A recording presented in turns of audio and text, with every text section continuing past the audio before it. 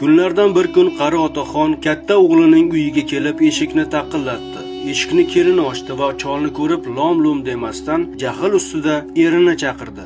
O'g'il jahl bilan chiqib, "Ota, men sizga uyimga kelmang deb necha marta aytdim" deb baqirdi. Ota kasal ovozda javob berdi. "O'g'lim, men juda qarib qoldim. Oyoqlarim og'riyapti. Davolanishga oz-moz pul kerak" dedi. Kelin jahl chiqib ichkariga kirib ketdi. Shunda o'g'il, "Ota, sizni deb keliningiz endi mendan xafa bo'ldi. Iltimos keting, menda ortiqcha pul yo'q" dedi va eshikni yopib qo'ydi.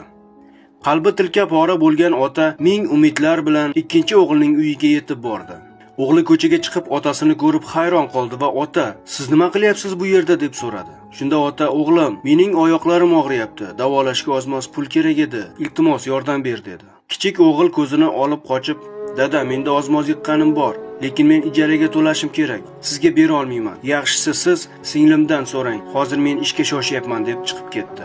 Qalbi chil-chil singan ota qizning uyiga yetib keldi. Qizi otasini ko'rib xursand bo'lib uyiga taklif qildi va "Otajon, sizga nima bo'ldi? Nimaga buncha g'amgin ko'rinasiz?" deb so'radi. Ota, "Qizim, men o'zimni yomon his qilyapman. Davolanishga pul kerak" dedi. Qiz shunda "Otajon, mana bu pulni oling va hech ham xavotirlanmang. Biz sizni hech qachon yolg'iz qoldirmaymiz" dedi. Otaning ko'zidan yosh oqib ketdi va qo'lidagi sumkasini ochib, ichidan bir qancha million pullarni ko'rsatib, "Qizim, men soppa-sog'man va menga pul ham kerak emas. Men shunchaki qaysi farzandim meni qo'llab-quvvatlaydi deb sinab ko'rdim. Va bugun mening yig'ib tergan merosimga kim loyiq ekanligini bilib oldim. Mana shu ko'rib turgan boyliklar endi seniki" dedi. Xulosa o'zingizdan.